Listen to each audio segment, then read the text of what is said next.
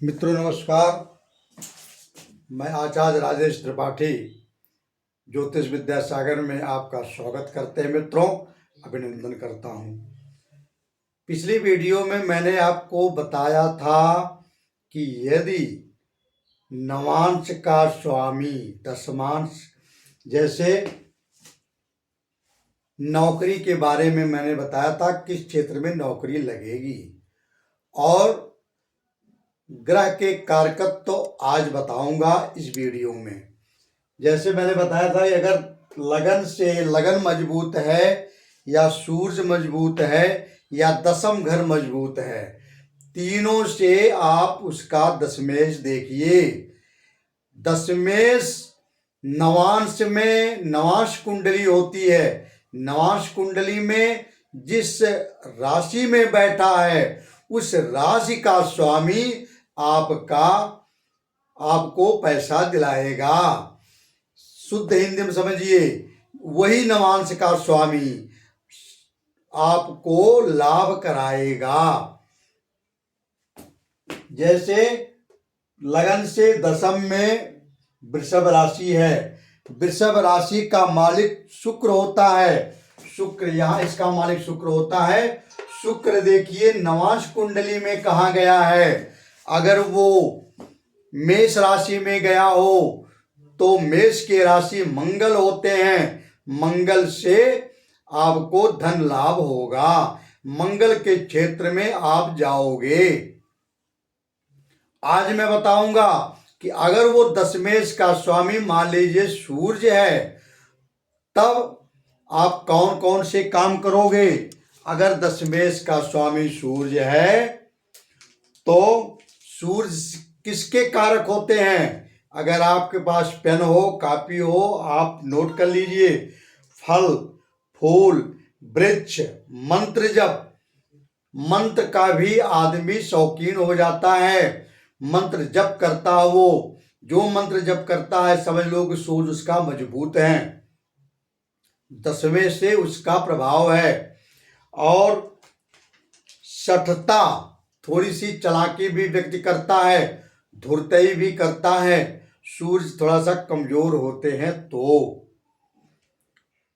एक कारण और है, जुआ भी व्यक्ति खेलता है। जिसके दशम में सूर्य है वो व्यक्ति जुआ भी खेलता है, जुए का भी शौकीन होता है।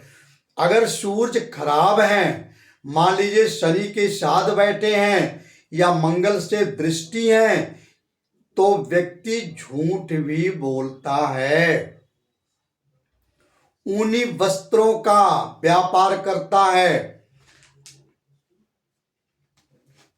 दवा के क्षेत्र में जाता है। सूर्य मेडिकल के कारक हैं, डॉक्टर बनते हैं। सूर्य और मंगल दोनों अग्नि तत्व के स्वामी हैं, दोनों मेडिकल क्षेत्र में जाते हैं। दवा का या तो आदमी डॉक्टर बनेगा और नहीं तो वो मेडिकल स्टोर खोलेगा, या तो दवा सेल्स कंपनी में वो काम करेगा। धातुओं के स्वामी सूर्य होते हैं, और अगर आपका सूर्य मजबूत है तो मित्रों कोई न कोई बड़ा व्यक्ति आपका सहयोग करने के लिए तैयार रहता है। सूर्य जिसका मजबूत होता है उसके बॉस या पिता या जहां भी काम करता गवर्नमेंट का कोई अधिकारी उसका सहयोग करता है। सूर्य अगर वहीं कमजोर हो जाए तो ये तीनों व्यक्ति जो सहयोग करते हैं वो फिर असहयोग में बदल जाएगा, बार बार इनसे झगड़े होंगे। इसीलिए कहा गया है कि यदि सूर्य गोचर में कहाँ अच्छा होता है, चंद्र कुंडली से, जहां कुंडली में जहां चंद्र बैठे हैं वो आपकी चंद्र कुंडली हो गई। चंद्र कुंडली आप बनाइए, चंद्र कुंडली से 3, 6, 10, 11 में सूर्य मजबूत होते हैं। अगर सूर्य 3 में बैठे हैं, 6 में बैठे, भाव की बात कर रहा हूं, राशियों की बात नहीं कर रहा हूं यहाँ। अगर चंद्र कुंडली से सूर्य तीसरे में, छठवें भाव में, 10वें भाव में और 11वें भाव में। हर मैलाफिक ग्रह जो होते हैं, पापी ग्रह जो होते हैं, वो 3 से 11 में शुभ होते हैं चंद्र कुंडली से। चंद्रमा जन्म की चंद्रमा से 3, 6, 11। लेकिन सूर्य 10वें में भी मजबूत होता है, कारण कि वो 10वें में दिग्बल को प्राप्त होता है, दिशा बल उसको मिलता है। इसलिए सूर्य 3, 6, 10, 11 में मजबूत होते हैं। अगर सूर्य इसमें है, मान लीजिए सूर्य अष्टम में पहुंच गए, तो आपके बॉस से, आपके पिता से, आपके किसी अच्छे सरकारी कर्मचारी से विवाद होने की संभावना है। अगर सूर्य 10वें में है, वही कारकांश से भी 10वें में है, तो उसी समय अष्टम में जब वो आएंगे तो आपका स्थानांतरण होगा या नौकरी से आपको निकाल दिया जाएगा या नौकरी संबंधी कोई प्रॉब्लम आपको आएगी। इसी प्रकार से अब अगर आपके 10वें चंद्रमा है, तब क्या होगा? चंद्रमा किसके कारक होते हैं? जल से उत्पन्न जितनी भी चीजें होती हैं, जैसे मूंगा, मोती, सिंघाड़ा, जल से जितनी भी चीजें उत्पन्न होती हैं, वो उन सबके कारक चंद्रमा होते हैं। जितने भी लिक्विड होते हैं, सबके कारक चंद्रमा होते हैं। हमारे ब्लड जो होता है, ये लिक्विड होता है, ब्लड के कारक भी चंद्रमा हैं। जिनके चंद्रमा खराब होते हैं, उनके ब्लड संबंधी रोग बार बार होते हैं। और जैसे अगर आपको नौकरी मिलेगी और 9वें में आपके चंद्रमा पाए गए, तो आप जैसे जल विभाग में जाओगे, जल विभाग, या विदेशों से व्यापार उसमें जाओगे। जैसे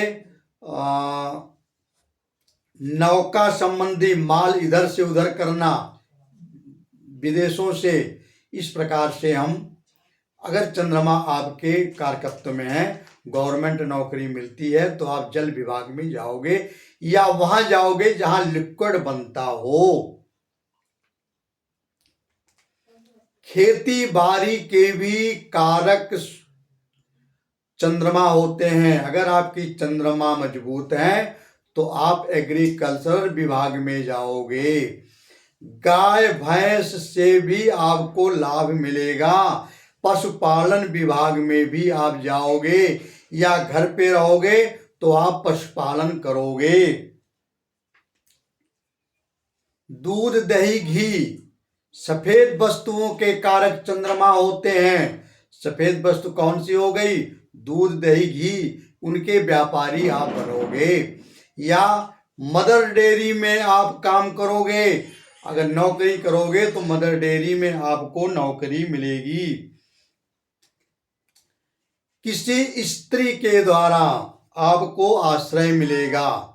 कोई स्त्री, अगर आप चंद्रमा आपका नवांश में है, तो आपका बॉस जो होगा वो स्त्री होगी।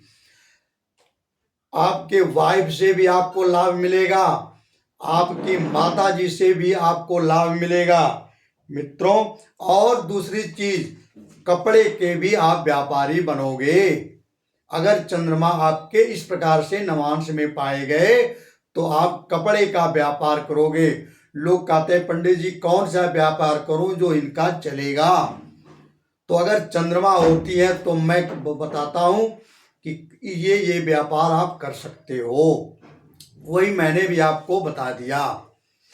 इसी प्रकार से अगर मंगल मान लीजिए आपके 9वें में पाए गए, नवांश कुंडली में, 10वीं में जो ग्रह जन्म कुंडली में है, जो राशि है उसका स्वामी नवांश में जिस राशि में बैठा है, अगर वो राशि मान लीजिए वृश्चिक है या मेष है, इसके स्वामी मंगल हैं, तब आप क्या करोगे? यदि नवांश का स्वामी मंगल हो तो आप धातुओं से लाभ मिलेगा आपको, जैसे लोहा, तांबा, कांसा, बिजली का सामान और रेडियो, ये सब चीज़ों के कारक मंगल होते हैं। बिजली का काम करने वाले की कुंडली आप उठा के देखो, उनके कारक मंगल जी होते हैं। मंगल से, क्योंकि मंगल अग्नि तत्व के स्वामी हैं, अग्नि तत्व बिजली में भी अग्नि होती है, इसलिए ये कारकत्व मंगल जी को दिया गया। लड़ाई झगड़े के भी कारक होते हैं। अगर मंगल जिसके नवांश में पाए गए वो व्यक्ति आर्मी में होता है, पुलिस विभाग में होता है, सेना का कारक होते हैं, क्योंकि मंगल सेनापति हैं। 9 ग्रहों में सूर्य राजा है, चंद्रमा रानी है, बुध राजकुमार हैं, मंगल सेनापति हैं और बृहस्पति गुरुजी हैं। इस प्रकार से सारे सबका जैसे नेतृत्व किया गया मंत्रिमंडल में, उसी प्रकार से शनि शूद्र का काम करते हैं। इसीलिए शनि पैरों, अगर शनि खराब होते हैं मित्रों तो पैरों से संबंधित रोग होता है। वायु तत्व के स्वामी है, इसलिए वायु का रोग होता है। तो इसी प्रकार से मंगल अगर कारकत्व में है तो वो बिजली का भी काम कराएंगे। फौजदारी, फौज की नौकरी भी कराते हैं। रेस्टोरेंट भी मंगल से, अगर नवांश में मंगल जी हैं तो रेस्टोरेंट का काम करोगे। अग्नि तत्व के स्वामी हैं। अग्नि जो है जहां जहां होती है वहां वहां मंगल होते हैं। आपके किचन में भी मंगल का आधिपत्य होता है, इसीलिए कहा जाता है कि किचन में स्नान दान करके मंगल जी का नाम लेकर के, बजरंगबली का नाम लेकर के, मंगल देव का स्मरण करके तब किचन में जाएं। जिनका किचन अशुद्ध हो जाता है, मंगल दोष होते हैं जिनके किचन में। मैं एक चीज आपको बता दूं मित्रों, अपने अनुभव से पाया है, जिनके किचन में मांस उबाले जाते हैं उस व्यक्ति का मंगल बहुत ही दूषित होता है। अग्नि की लपटों से जलने का डर रहता है। ऐसे परिवार का, ऐसे घर का किचन बहुत, मंदिर के बाद दूसरा नंबर किचन का होता है। जिस प्रकार से आप मंदिर में जूता चप्पल पहन के नहीं जा सकते, उतना ही पवित्र आपका किचन होता है। किचन को आप जितना पवित्र रखोगे, नवग्रह आपके, मंगल आपके उतने ही मजबूत होंगे। और जब मंगल मजबूत होंगे तो आपके दिन प्रतिदिन वृद्धि होगी। अगर मंगल मान लीजिए कमजोर हो गए, पीड़ित हो गए, नाराज हो गए, तब समझ लीजिए कि आपका भला करने वाला कोई नहीं है। इसलिए मंदिर और किचन को बिल्कुल पवित्र और स्वच्छ रखिए।